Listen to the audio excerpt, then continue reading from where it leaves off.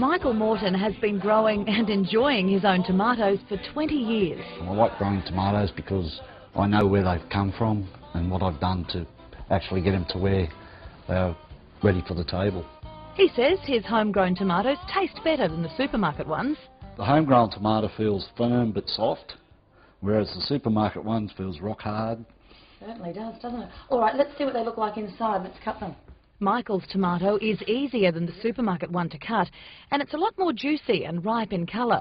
But it took him a while to perfect the homegrown art. I just thought you just threw it in a pot and your potting mix was all you needed.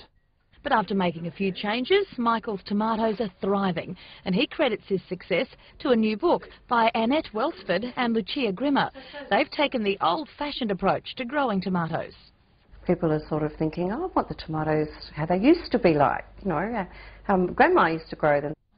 So they threw out the scientific terminology and used layman's terms to explain how to start out. Lucia says there are 3 simple stages. Plant them in the spring, eat them in the summer, all winter. The first of those is planting out your seeds in a little seedling tray. From there we're going to transplant them into little seedling trays, and from there, after a couple of weeks, we're going to put them into the main pot. A good potting mix is essential, and the seedlings you can buy from most nurseries and garden shops. You sprinkle them and try and get them as far apart as you can, because otherwise it's very difficult to prick the seeds out once they've grown a bit. The next stage is to put sand on the top and then a light sprinkling of water, which should be done regularly to stop them drying out. So if we keep them in the shade till such time as they start to come through. As soon as they start to come through, they need to go out into the sun. The seedlings will appear in about 2 to 3 weeks, and then it's time to transplant.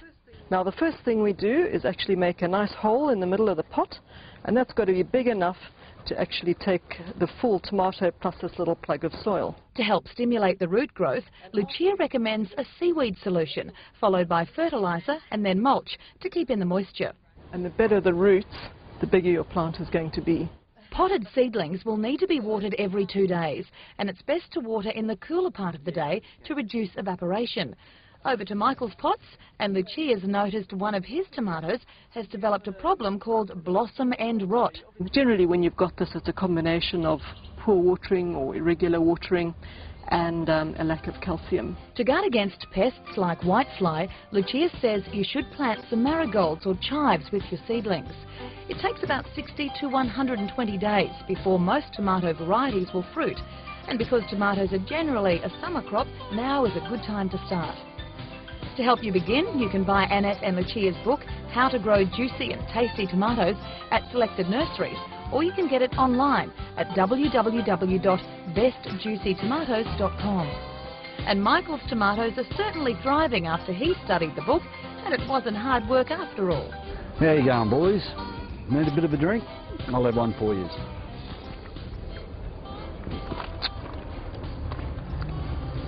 Now, grow my little beauties. Soon we'll be having fruit.